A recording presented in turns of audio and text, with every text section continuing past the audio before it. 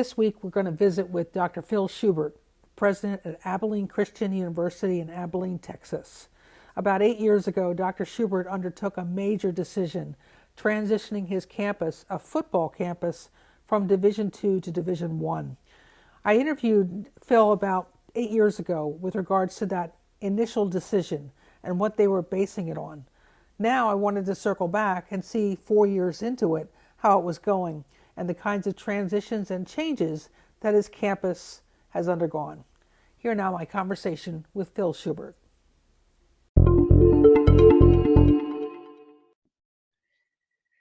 And welcome back to the podcast this week. I'm so glad to have you. My name is Karen Weaver. Today we're going to visit with a college president who has guided his institution from NCAA Division II to Division I, a move that many institutions in the recent economic times are considering. Dr. Phil Schubert is a 1991 graduate of Abilene Christian University, and he never left. During his tenure, he has become president in 2010, and it's one of the largest private universities in the Southwest. Abilene Christian has experienced remarkable growth in facilities and enrollment, and Abilene Christian completed a $95 million expansion in 2018 that included a new science complex and an on-campus football stadium.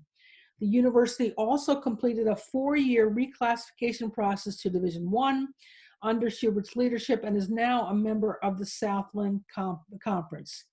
Most recently, the freshman classes have been some of the largest in the university's history, and graduate enrollment has grown dramatically during the launch of the new ACU Dallas campus. Dr. Schubert, welcome. Thank you, Karen. Glad to be with you.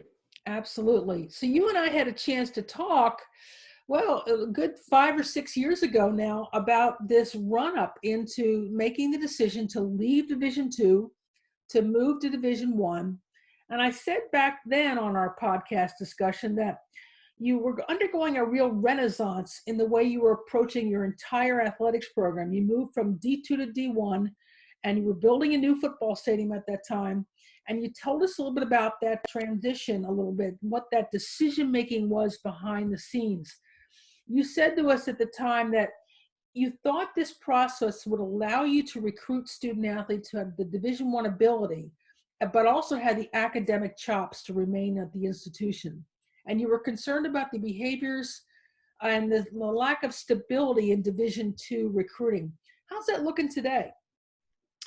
You know, I think many of the things, Karen, that we were forecasting that were justifications for the move, which was really bringing academic alignment between our student athletes and the rest of the student body. You know, back when I became president in 2010, one of the things I realized from my previous roles at the institution and within higher education is the tremendous impact that athletics has on an institution, both from an image and brand standpoint, but also in terms of just the culture and ethos of the institution. What we were seeing back then was a divergence between the academic profile of our student athletes and that of the rest of our student body, seeing it widen.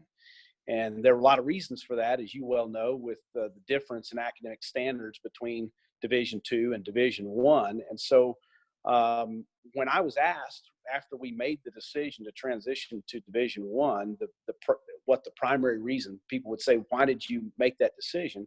I would always say the primary reason we made the decision was academic. It was to bring greater alignment between the academic profile of our student athletes and that of the rest of the student body.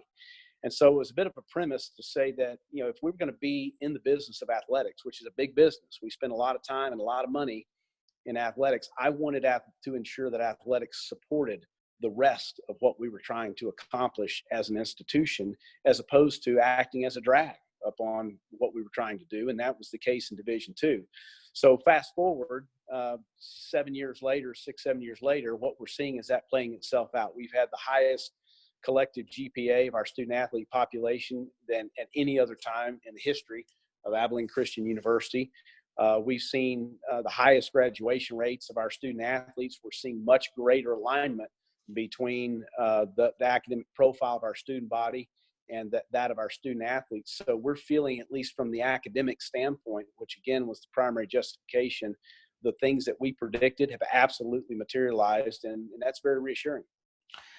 I would imagine it is. And for the listeners who don't really understand what you were talking about, one of the things you told me back then was if in Division two, if you wanted to go and recruit a student athlete from a 2-year college, you could get a student athlete who might have taken a semester course or two, and the most part might get D's, and all the courses could transfer into the school, assuming that Abilene Christian was willing to accept the lower grades, and they could still remain eligible for the following semester. And then if they played one season and dropped out, there was no ramifications. What's changed in Division One about how that works?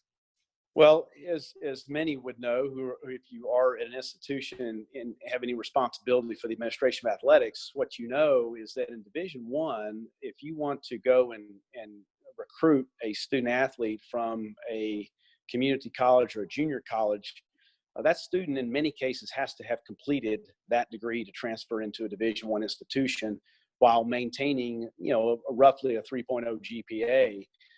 So the standards for entry into a Division One institution when it's a student athlete who's going to compete and be eligible, they're tremendously greater standards, higher standards than what existed in Division Two. And furthermore, one of the things we love about it is in Division One, you have criteria and standards that you have to meet, minimum thresholds for the graduation of your student athletes. Those Right. did not exist in Division Two. So as you noted, you could recruit a student athlete in Division Two. They come and play one semester, drop out, and there's no ramification for that. That seemed very counter to what we're trying to do overall as an institution, i.e. athletics could serve as a bit of a drag on what the rest of the institution is trying to accomplish. It didn't line up well.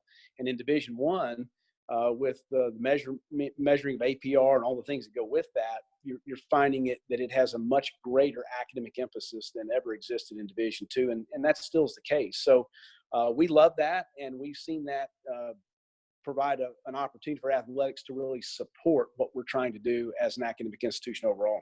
Makes a lot of sense. And of course, in Division One, you have initial eligibility, and then you have continuing eligibility, so that the students have to hit certain benchmarks as they move through. Otherwise, they're not able to get back out on the field or the court.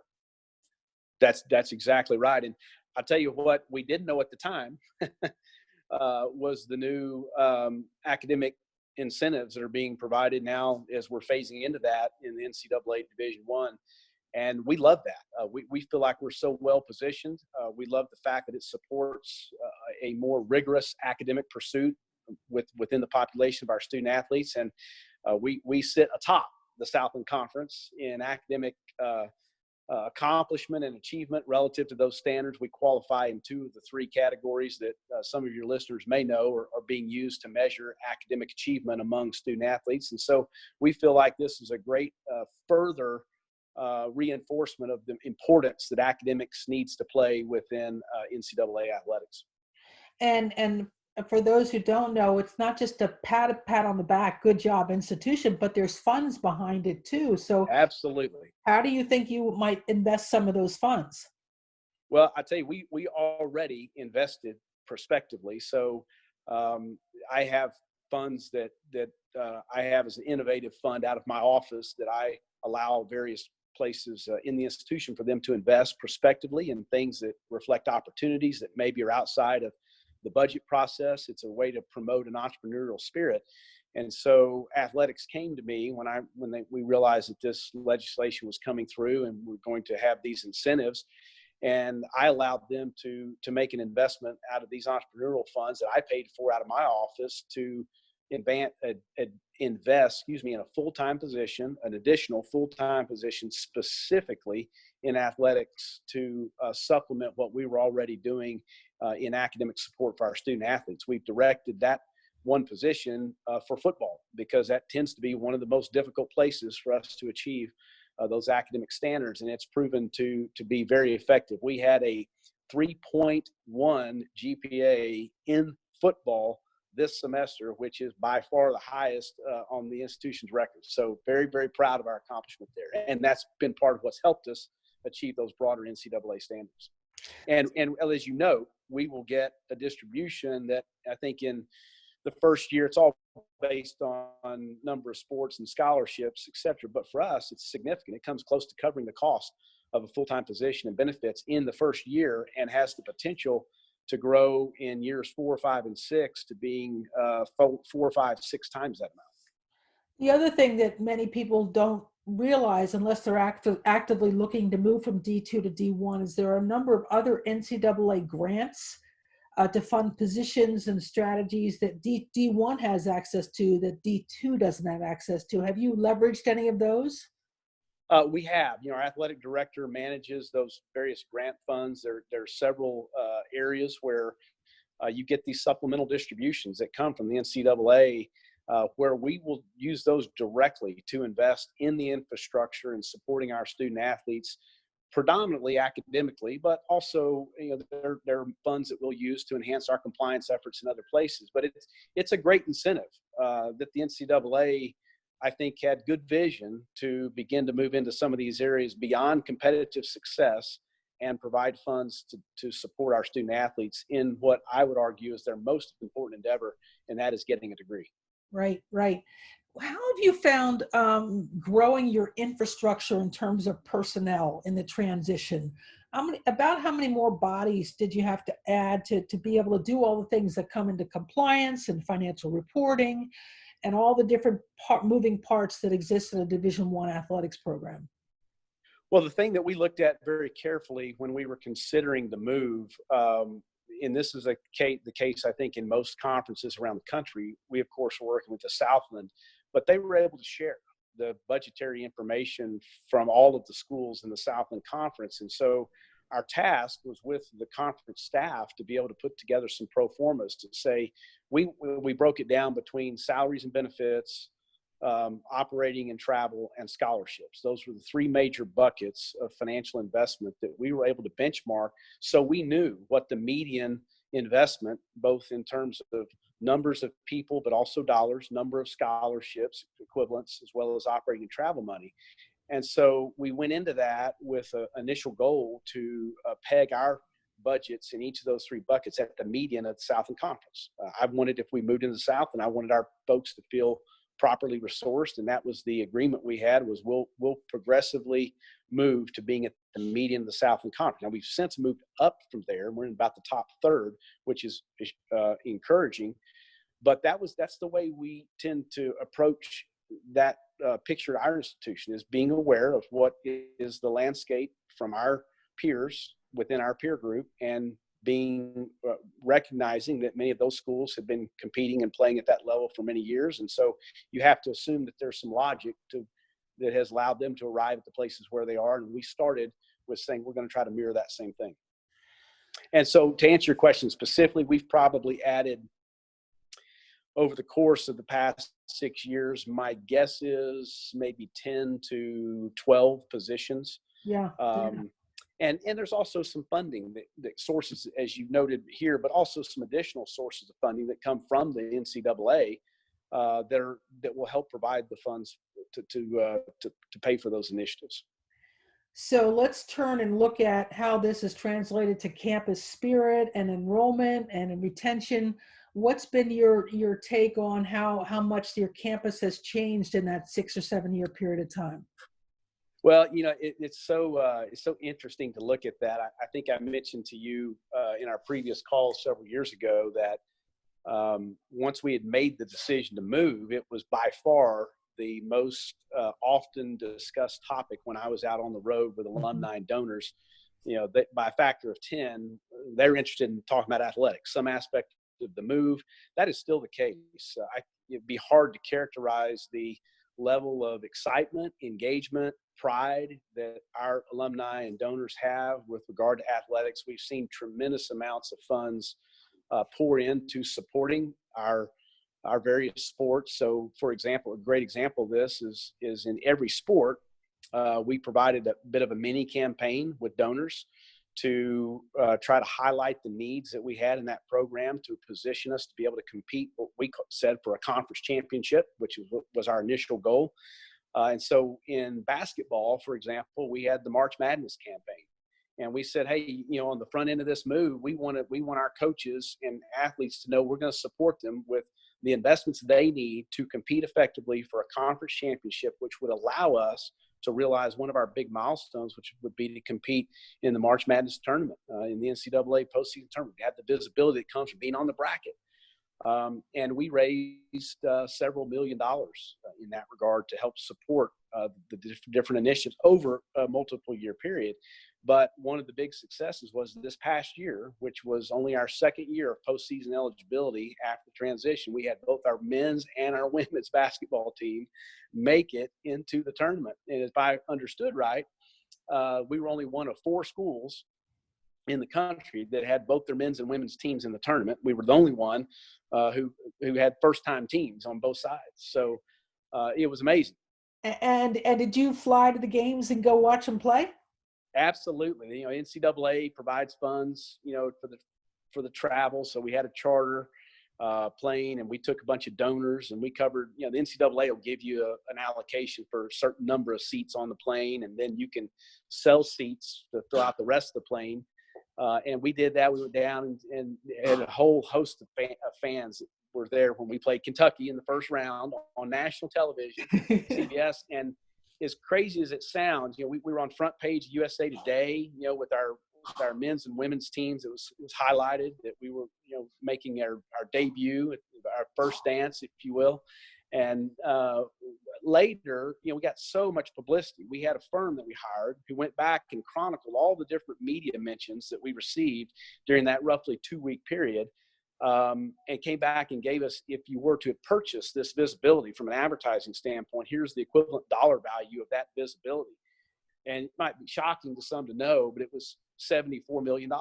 Wow. I spend $12 million a year on athletics at Abilene Christian. So the idea of having a street value of $74 million in publicity was just off the chart. But that experience was one of many. It was clearly the biggest moment for the energy and enthusiasm around athletics that we've seen since the move to Division I. It's given everyone a taste of the opportunity that exists to rally your support and increase the visibility and brand value of the institution that comes through athletics.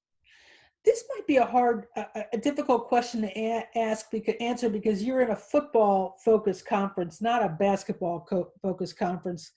But I had a conversation with a president who really talked about the whole conference membership being in alignment with regards to non-conference scheduling in order to maximize their opportunities to get on television and that type of thing. What kinds of conversations do you have about that at the Southland? We're having increasing conversations. That's a very, very big issue on the basketball front.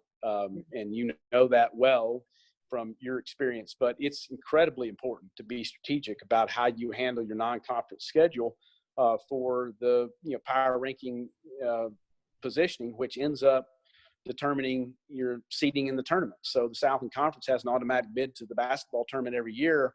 We were I think a 15 seed last year, but that's going to be hard to win a game. I mean, it has to be a true Cinderella story, and there's so much upside in winning a game. What you really need to do is try to position to be at a place where you can get an 11 or 12 seed. That non-conference scheduling has a tremendous amount of impact on ultimately where your conference is seen in the power rankings, which ultimately determines your seeding at the end of the year. So we're having an increased amount of conversation. We have an athletic director at Abilene Christian that came from Murray State, which was a basketball conference. And they had a very specific strategy over a period of years to enhance their position relative to non-conference scheduling. And it was very successful. And I hope that we'll be approaching something very similar in the Southland. Now, how about as far as non-conference games for football? Is there as much focus on that? There's not nearly as much focus in non-conference games for football from the strategy standpoint. I think that the focus in the non-conference games for football has more to do with the financial payout. And so many of our at the FCS level, what we often do is strategically schedule non-conference games to help provide financial resources. So it's a big deal when you go and play an FBS opponent. You'll often be able to get $400,000 to $500,000 to play that game. And so for many of our FCS schools, it is important, an important aspect of the revenue that helps us fund what we're doing. But it is not nearly in the level of strategic impact that it is in basketball. Right, right, right. Because you So, don't have the same type of positioning in the rankings and that are so pervasive in basketball. right, right, right. And your goal is ultimately the FCS championship in football. So who in your conference is your greatest rival? We've got a really fairly even conference. Sam Houston State has been a school from a football standpoint that they went to 2 or 3 national championships in a row. They never could beat North Dakota State, but very few people can. So they've been a perennial powerhouse. And so I guess if you were to look over the last decade, they would probably be the school that has demonstrated the most success. But Stephen F. Austin has had years they've been great. Central Arkansas is another one. So it's really anybody can beat anybody on any given day. Right, right. Well, that's what people like is parity. They just want a 50-50 chance at winning, right? Yeah, right. Right. Well, so here we are 6-7 years later. It's sort of been a real work for you, but sounds like there's been a lot of really great things that have happened to the institution, to your athletes and your athletic program. What would you want to tell yourself looking back now that you wish you'd known at the very beginning of this process? Anything? Oh, yeah. I think, there are a lot of things like that, which one of the things that I did not realize as much as I do now. I've thought about, I'm in my 10th year of being president, which makes me an old timer. It's about double the national average, I think, from the latest thing I saw in ACE. But if I look over the last 10 years of my presidency and the impact, major impact on the institution, the best things that have happened, and I try to put that top 3 list together, the move to Division I athletics is number 1 on the list in terms of benefiting the institution in a whole host of ways. And we've talked about a lot of that here today. But the things that I would I wished I would have known then is probably how what the return on the investment of support for our student athletes, primarily academically. I would have invested more heavily, more quickly in that area. I think that I probably underestimated how difficult it was going to be for our coaches to win and to really make the transition to understand the recruiting landscape at a different level. I think that was really challenging. It was hard for many of our coaches, and we've had quite a bit of turnover, quite frankly. We're 7 years down the road, and I think we have maybe 2 or 3 coaches that have made it to this point through that transition. And that's a hard thing for an institution and an athletic department to have that much transition, your head coaches. But it's also an incredibly difficult thing to transition from Division II to Division I. And then finally, I think the magnitude of investment and the need for very, very meticulous financial management.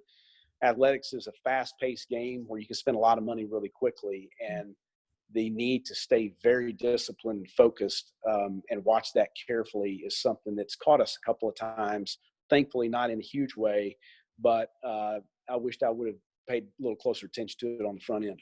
Yeah, well, that's all. It's good advice for everybody. And the last thing I want to ask you about today, which is, of course, one of the hottest topics in all of college sports, which is names, images, and likenesses. I mean, do you have any thoughts about where ACU might go in that, and what your thoughts are about the evolution of this in Texas and in the nation? Well, I'm on the President's Forum at the NCAA, and so I'm the Southland Conference representative. Presidential representative, and this whole situation is incredibly concerning to all of our as I sit around that table with the other presidents. It's one of those situations where we certainly understand the desire to benefit athletes in ways that are appropriate, and so the logic behind what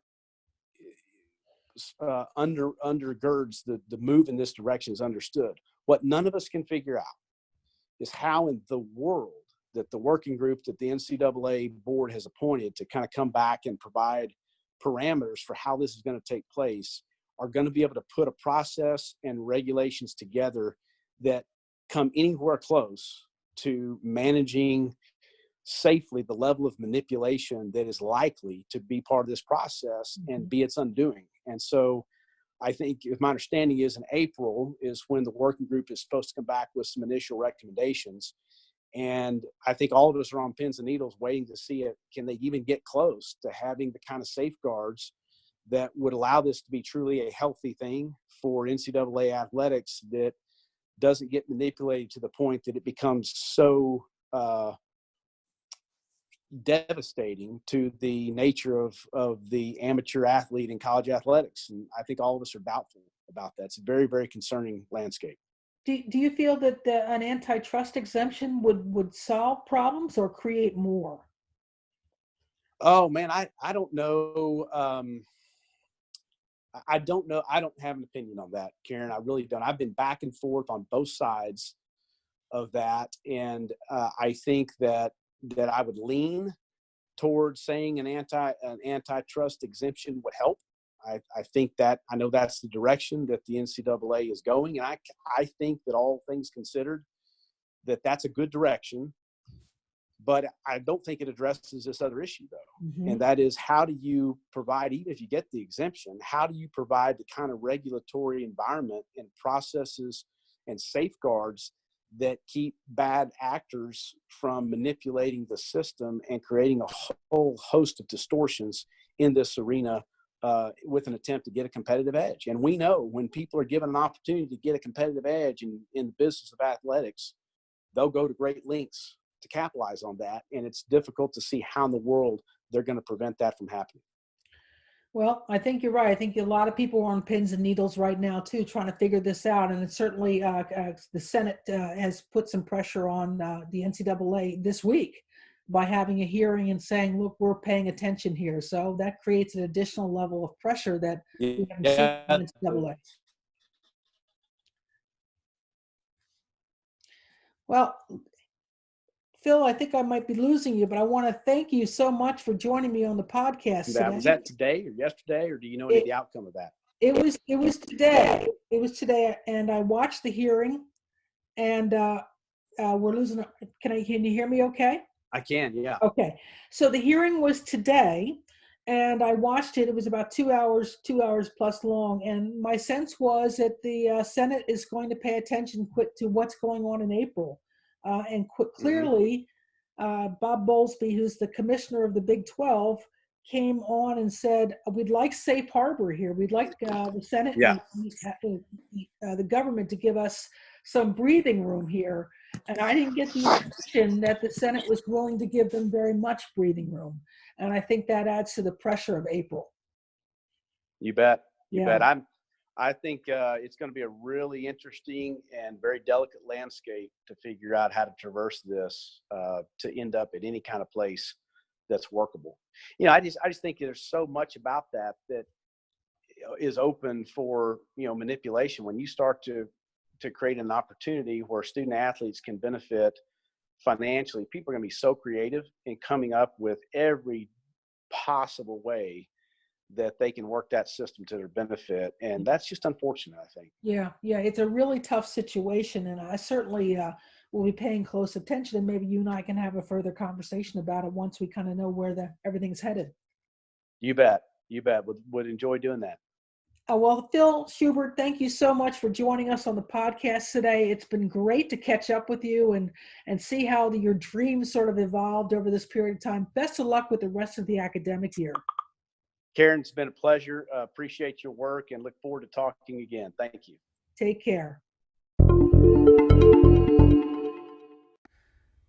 That's a wrap. Thanks for joining us for another week of thinking about college athletics from the 30,000-foot perspective. In case this is the first time you are joining us, the podcast drops every Thursday morning. You can listen to previous guests and topics on 8 different podcasting platforms, including iTunes and Spotify. Each week, I will strive to give you a deeper understanding of the complexities of higher education and intercollegiate athletics in the 21st century. Please also join me on Forbes.com for additional content and extended analysis. Have a great week.